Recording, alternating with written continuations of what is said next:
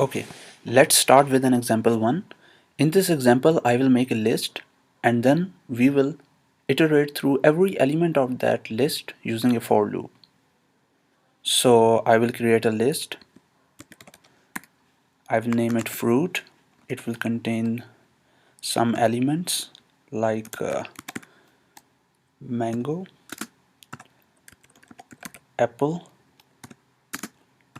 and orange. So let's make a for loop. For value in our list of fruits, let's make it as okay, we will print every value. Print value.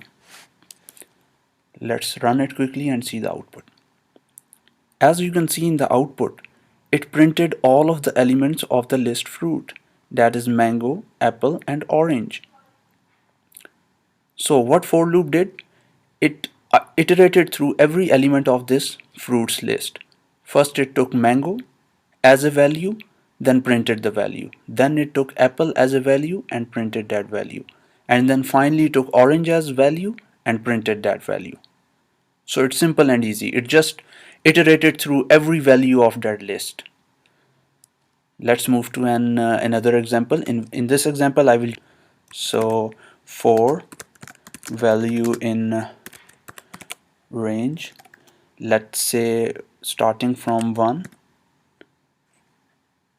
ending at 5, it will iterate through 1, 2, 3, and 4, not including 5, because as we know in range function, upper limit is never included, but the lower limit is included.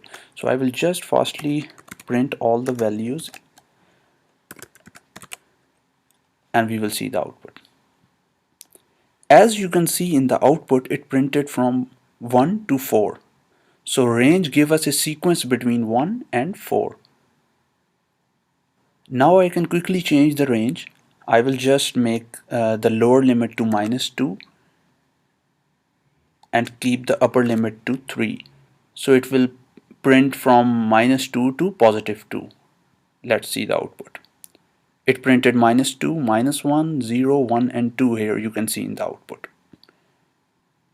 We can also give increment in range function, as you remember from our previous lecture. So I will just add an increment here of 2. So it will now just, instead of increment of 1, it will give an increment of 2. Let's see the output. As you can see, first value is -2. Second, with the increment of 2, it's 0. And third, with the increment of 2, it printed 2. So you can play around with this for loop by changing the values, and it's simply, the range function simply gives us a sequence between what parameters we give to this function. Let's move to another example. In this example, I will make a string and then iterate through every character of that string using a for loop. Let's see how it's done. I have a string name and I can give a value, for example, John. As you know, as you remember from our previous lecture, that string is a sequence, that every character is on some particular index. For example, J here in John is on 0 index, H is on 1. I will just print all the values for value in name, print value. So let's see the output. As you can see in the output window, it printed J, H, O, and N.